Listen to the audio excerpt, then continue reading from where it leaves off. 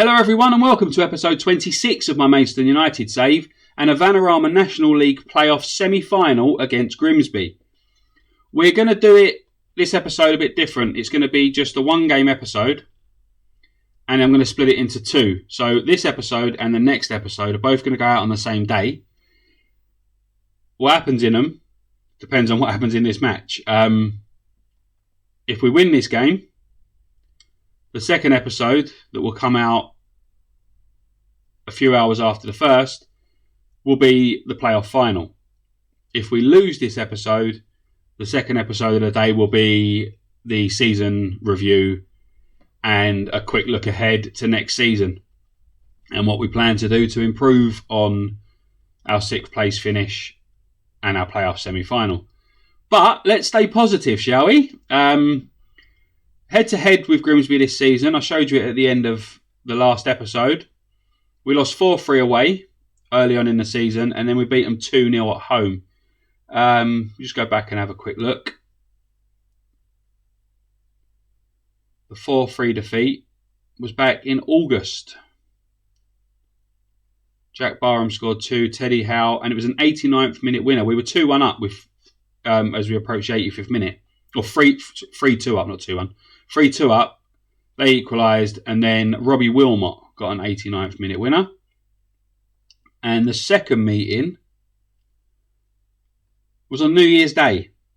And obviously their players have been out and got on a lash a little bit too much the night before.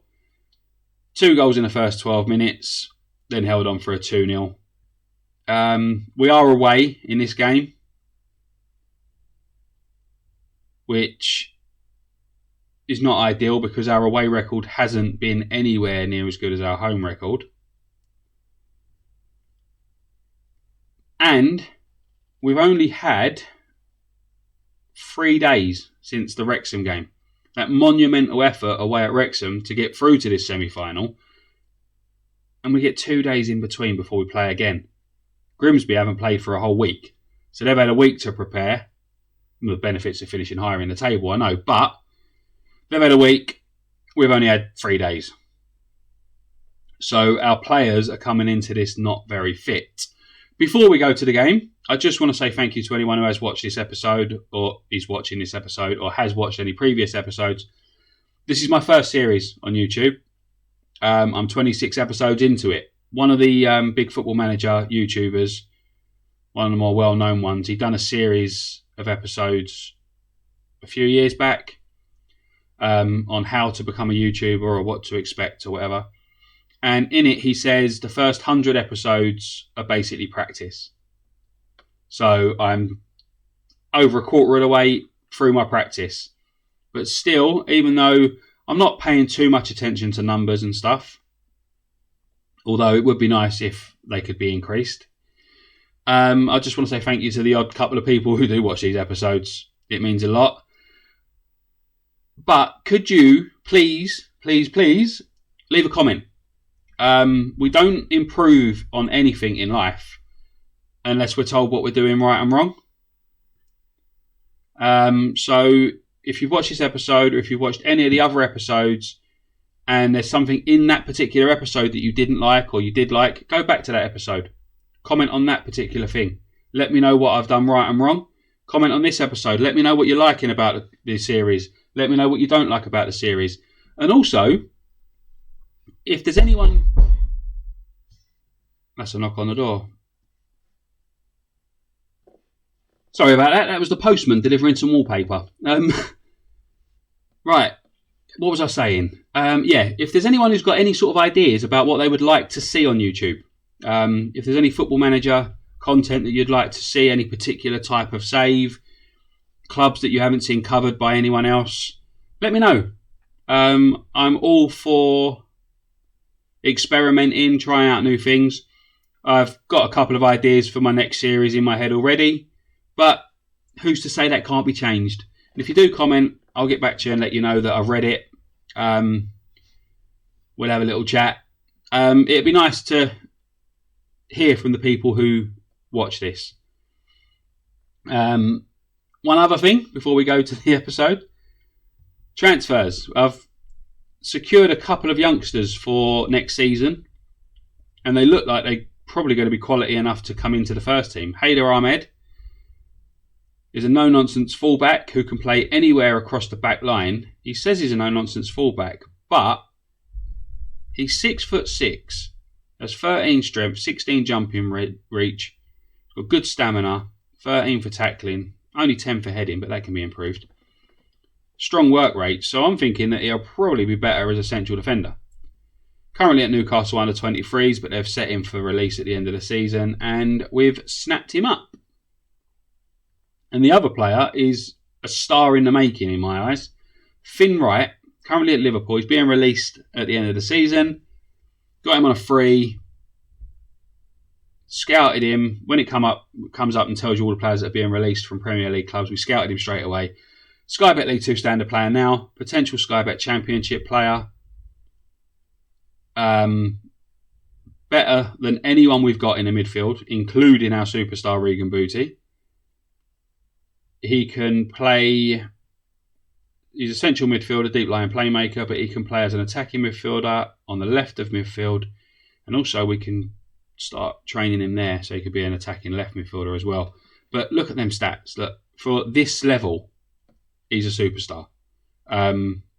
He's 6'4". He's quick, great natural fitness, good stamina, good strength, leadership qualities. He has flair, composure. His teamwork and work rate are brilliant. Good first touch, good free kick taker, great technique, and a solid passer.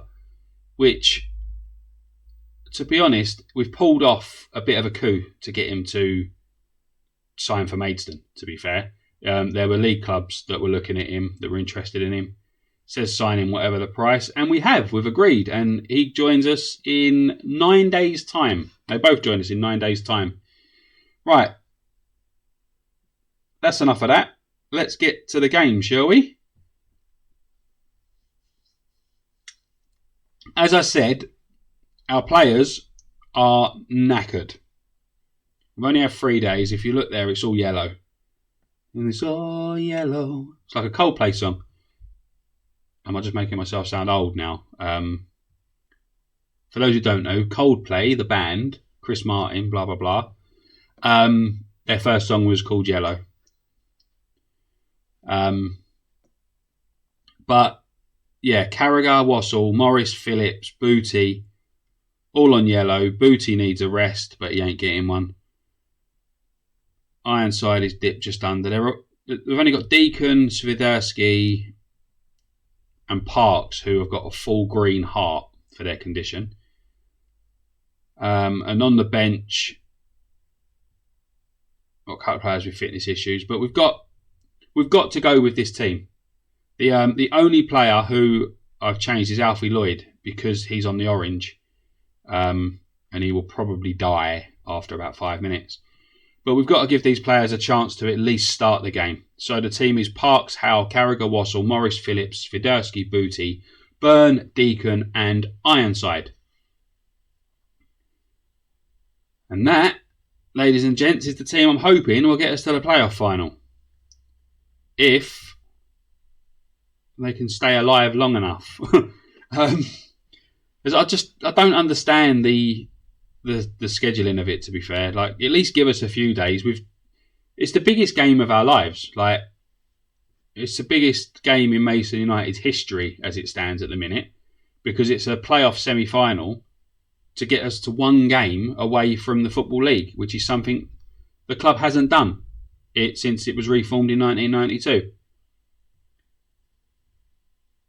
Ethan Wassell seems demotivated by asking me to give the fans a good performance. Jonathan Woodgate is the Grimsby manager, former England international.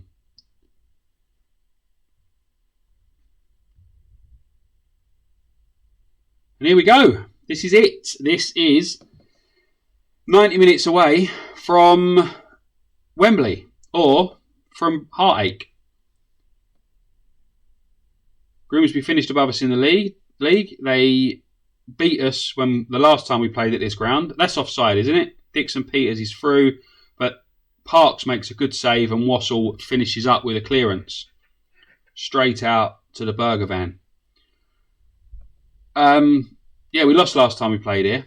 So they do have the advantage of being at home and have beaten us here before. Is Howe back to Parks. Parks has cleared it forward, but there's no one there to get on the end of it.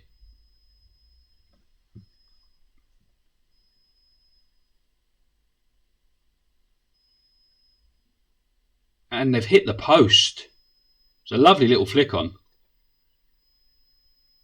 And here's Booty. Can we get a counter-attack going here? Deacon. No, he's passed to Ironside. It's not gone right, but they messed up their clearance. The ball pinballed about a little bit, come through to Ironside, and he couldn't do anything with it. And there, Ironside has now picked up an injury. Potential thigh injury, and that's not ideal. We have to bring Jack Barham on, because that's the only attacking player we have. But Ironside was our outlet. He was our target man. He was the player who was going to hold up play and allow the other players to get in on the action. We're not really in this game at the minute. We've had more possession, but shot-wise, we've been pretty abysmal. And they've hit the bar, and Carragher clears it off the line. We're getting beat up here. We are getting beat up. The home side are all over us, and how we've managed to get to half time without conceding is beyond me. 10 shots on goal, 5 on target. The possession is equal now. It says we've had 2 shots on target, but we haven't had a highlight that's been noteworthy. I'm going to say I'm not happy. I'm going to try and motivate him by saying I'm not happy with that performance.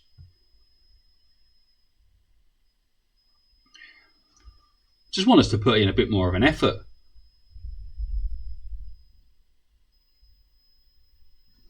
I mean, we're not really in the game at all, are we?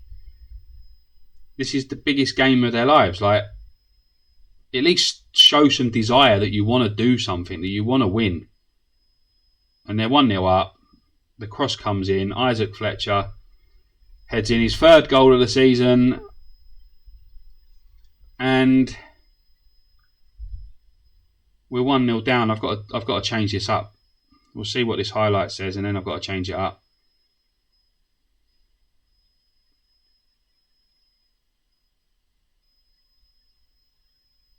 The players are knackered. We're not playing very well. And we're about to go 2-0. No, we're not. Parks has saved it. I know Management 101 says you don't make substitutions when defending a set piece, but I need to do something about this. I can't continue it anymore. We're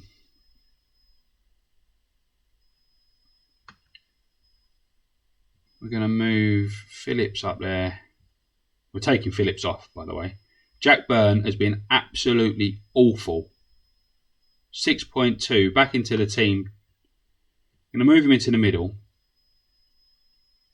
Play him as a shadow striker.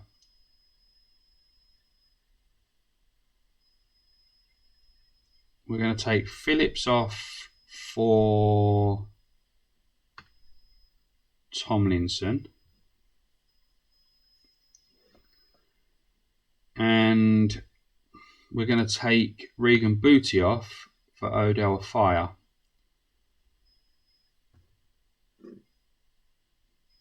And we're going play a Fire there. Swiderski there. I'm going to change to playing a bit narrower.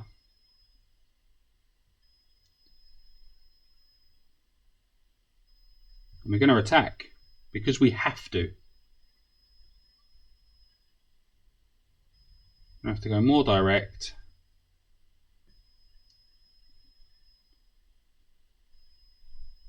And hope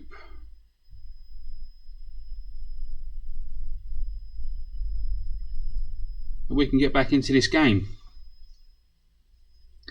A double change, a change in tactic, a change in formation. But we're 2-0 down. They've scored twice in 3 minutes. I just said, didn't I, Management 101 says you shouldn't make a substitution when defending a set piece. We're going to demand more. I don't know how much more we're going to get out of them, to be fair. And this is just... Oh, my God.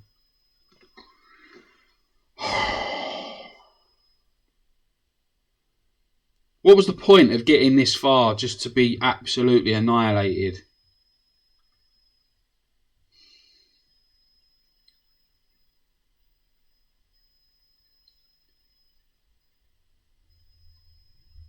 What's that?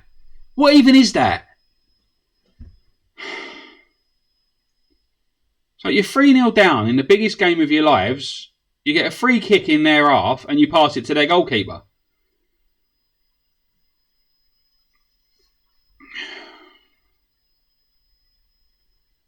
Jack Byrne's last ever game for us sees him getting a 5.9 rating at the minute. Parks does well to keep us in it again. It could have been 6 or 7 if it weren't for him.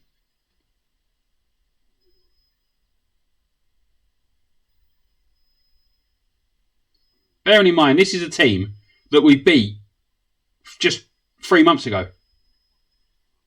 4 months ago.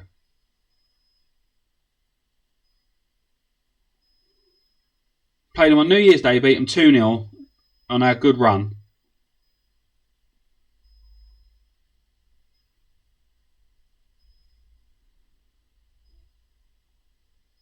Now we've come here today and completely capitulated.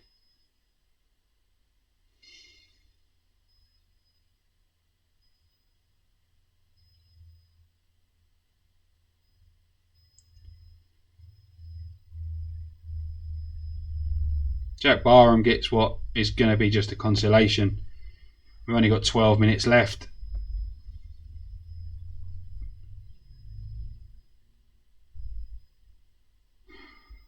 Great finish, but a bit pointless now, isn't it?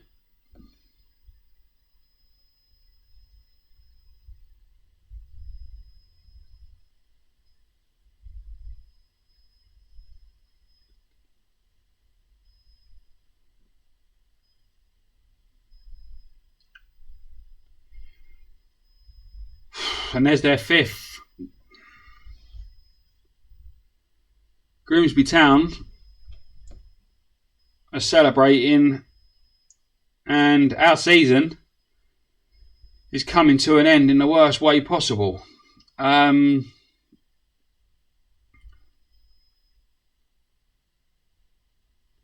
We've been totally outplayed, totally outclassed.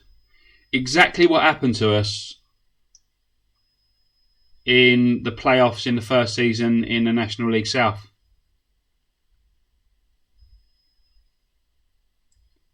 Won a game in the first round we weren't expected to win, and then got absolutely annihilated in the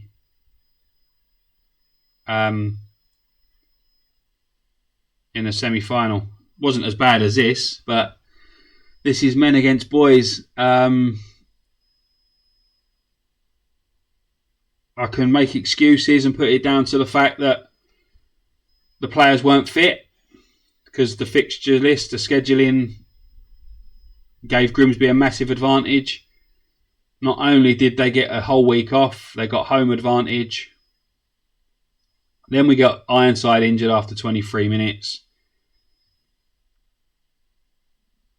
But I can't really hide my disappointment there. Far from pleased. When I look back on another day, reaching the semi-finals of the playoff, when we were just expected to avoid relegation, is something the club and the players and me personally can be proud of. But a performance like that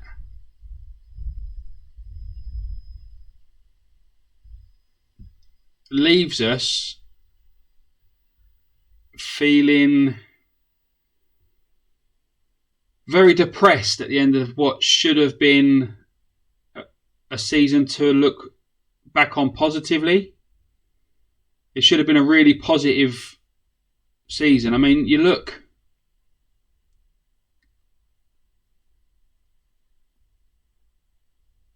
at the league and we finished 6th. The club vision said avoid relegation. We finished 6th. 8 points off the top of the table. We were 42 points clear of the relegation zone. So this is a season that we do really need to look back at and think we've well over exceeded expectations here. It gives us a massive platform to build upon for next season. And hopefully we can do better next season and challenge for that title. We did it back down in the National League South. We lost in the playoff semi-final first season, won the league in the second season. But I don't think I'm going to look back with too much fondness because of the way we ended the season. We lost our last 2 games of the league season. We went on a run of 1 win in 5 or 1 win in 6 or whatever it was. And then we've just absolutely capitulated in what was the most important game of the season. So I think what I need to do for next season is look at bringing in some players who can handle the big matches. But that's it for now. That wraps up this episode.